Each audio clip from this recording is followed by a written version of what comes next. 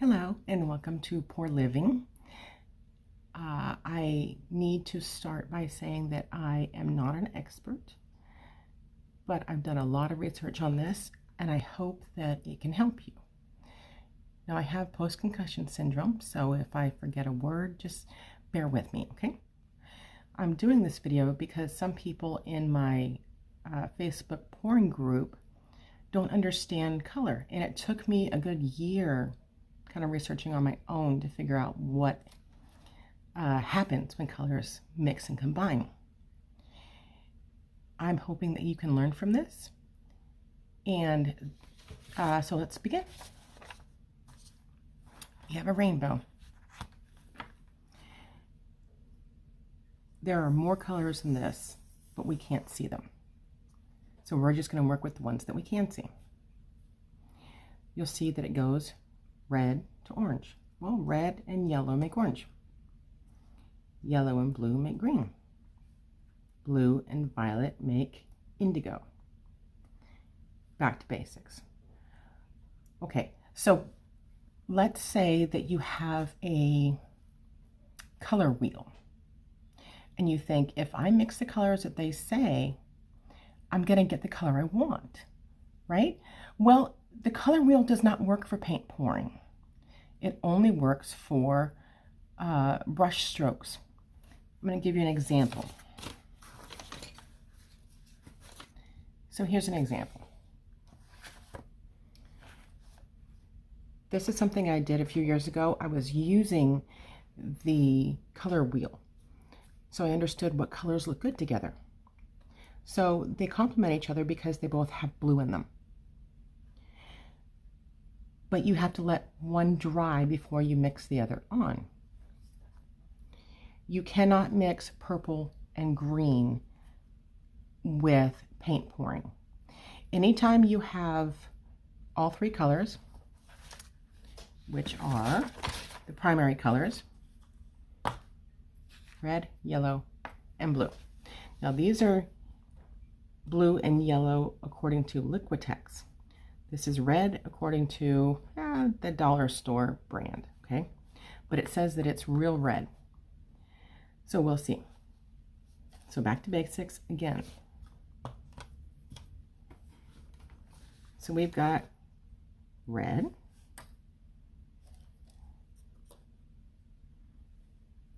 yellow,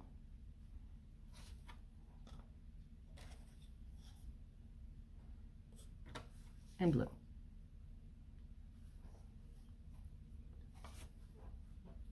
Now let's add a little bit of white and see what happens. We already know what's going to happen, right? The colors are going to lighten up. And this has to do with refraction and reflection of light, and I'm not going to get into that, but if you want me to do a video on that, I'd be more than happy to. So, a little bit of white to the red. It didn't change it very much because it's still a majority red. So we're going to add some more.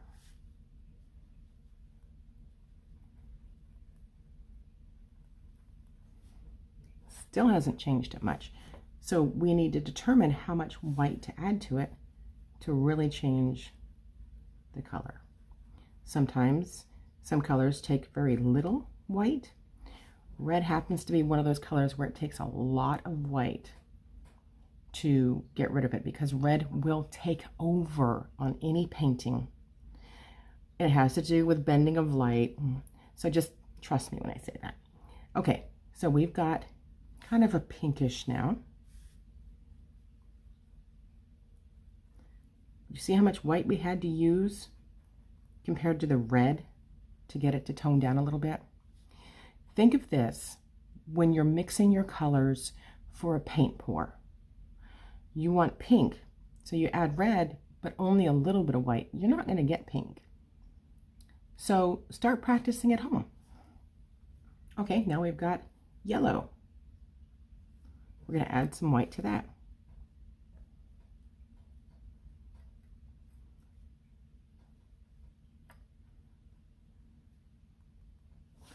I'm going to show you what the yellow looked like before we added the white. So that took very little white to change the color. And that's because it is translucent, it's see-through. The red is opaque, so it's solid. The blue is solid, so it's going to take more white. Now you may not have known it, but white is all colors combined, and black is the absence or total absorption of all colors. So you can't see the colors in this. And it has to do with refraction. So anyway, here we go, adding some white to it.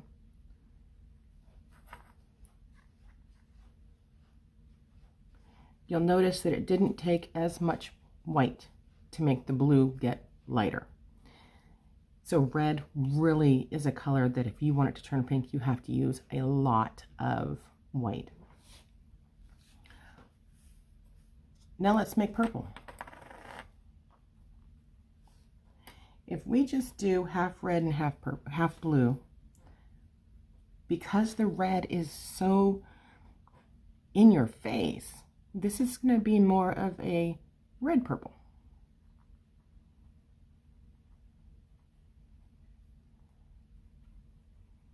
You see that?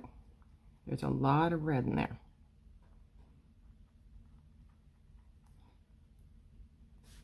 So that's what it looks like.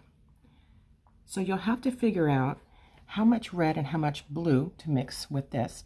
I'm not saying you have to make your own colors. What I'm saying is when you choose what colors to use in your blowout or your spin or whatever, you need to know how these colors affect each other. If you want a little bit of red and a lot of purple, I would say use a lot more blue than red, and possibly put white between them. Now I said that you cannot, I don't know if I said that or not, you cannot mix, yes, I said that you cannot mix green and purple together. So here's our purple. I'm going to make some green. Here's our blue and our yellow. Depending on what shade of green you want, you can add more yellow or less yellow. There are over 100 shades of blue. And if you think about it, if you add 1 drop of blue and 1 drop of yellow, it gives you a dark green. Add another drop of yellow, it gets a little bit lighter. Another drop of yellow, it gets a little bit lighter. That's how many shades you have of that color. Now, let's go ahead and mix purple and green and see what happens.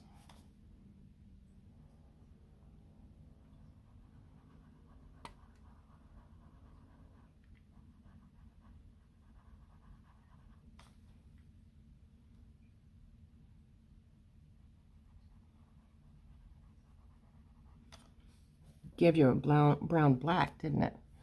That's why the color wheel does not work for paint pouring. It took me a long time to figure that out.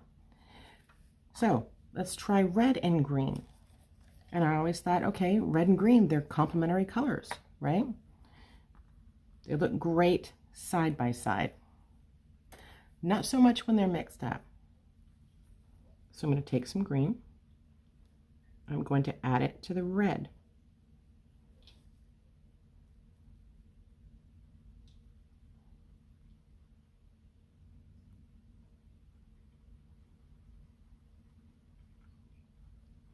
Now, once again, the red overpowers everything. So how about if we add some more green and see what happens? You'll notice we're kind of getting an ugly, yeah. If you keep going, it's going to turn into a brown. So let's add some purple. So now we have red, yellow, and blue in this color. Now we're going to add some red and blue to it.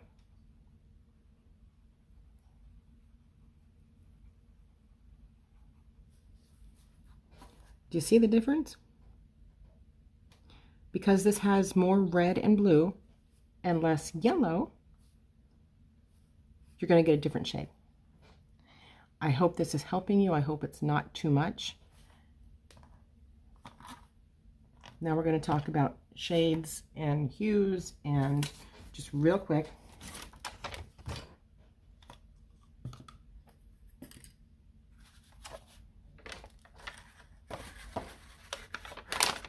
Sorry about this. I made this over a year ago. This was to help with my learning how to paint. I actually started learning because I needed to deal with that concussion. Okay, so we have our basic colors. We have violet, orange, green, blue, yellow. I didn't have red at the time, just pretend it gets in there. If you want to give it a tint, you add white. That means lightening it some. A shade is when you use black. Just like in the real world, if shade falls on something, it turns darker, right? Tone, you add gray. So you notice that all we've done is add black and white to these to get different colors. Now, if you want your complementary color, which is on the color wheel, which for this one happened to be yellow. Well, now you've got your green. Orange, you add white to it, but look what happens when you add black. Black and white work the best when it comes to changing colors because they're so solid. Here's orange if you add gray to it. And then we've got the neutral color, which is the orange and the blue.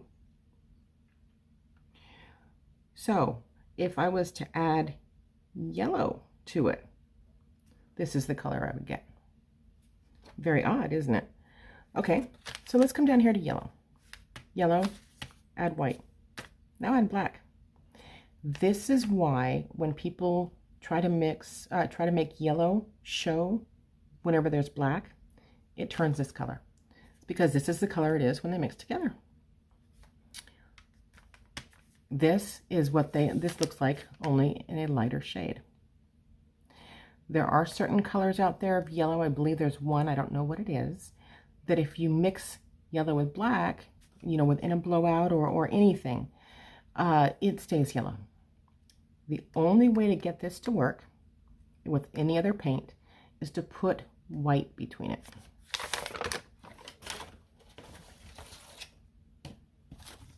So here we are.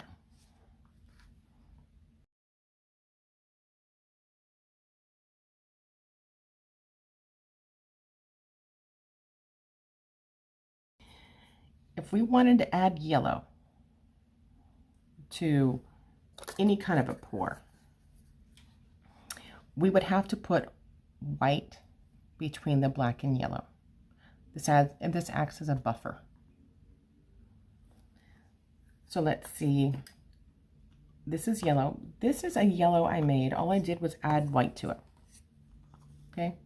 There's not much difference, but it's a big difference when it comes to mixing other colors with it.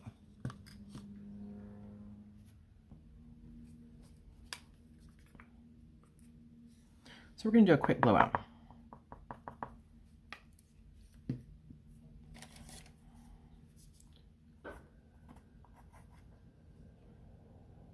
Okay. Here's my yellow and black.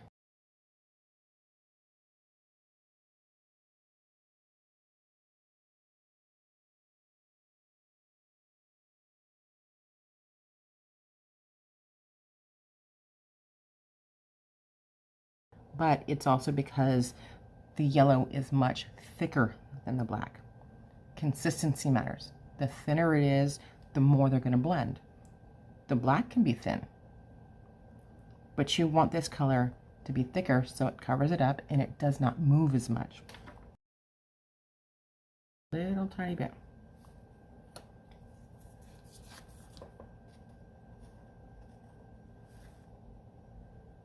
We're going to try to put more black in there so you can see.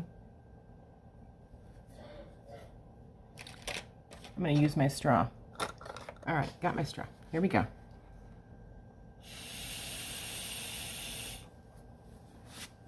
There it is.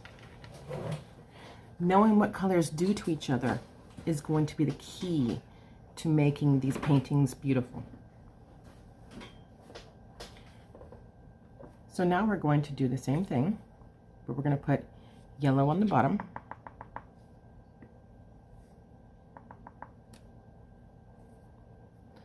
Then we're going to put white in between it and the black.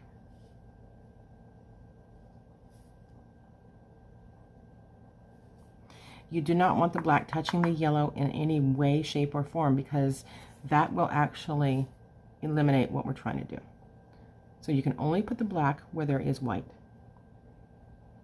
because it has to stay a buffer.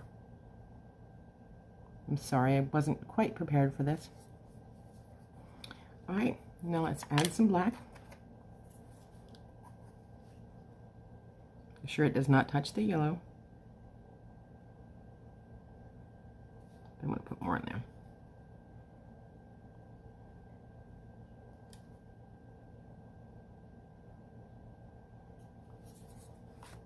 Okay, and here we go. Green. Let's try that again, where I need to add some water to my yellow. Let's try this one. Try this again. I need my white. Ay, ay, ay.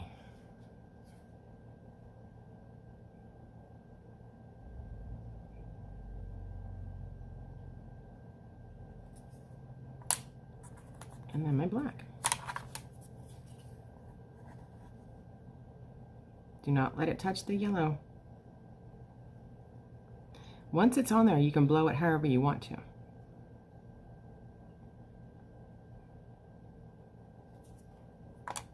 Okay, ready?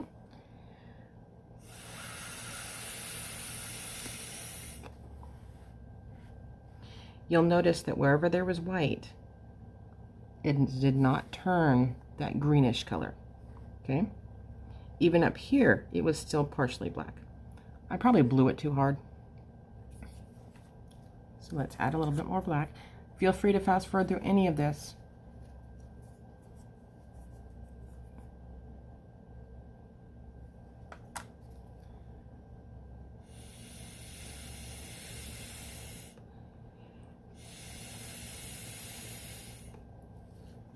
Okay. You don't see that ugly green color because there was white between it.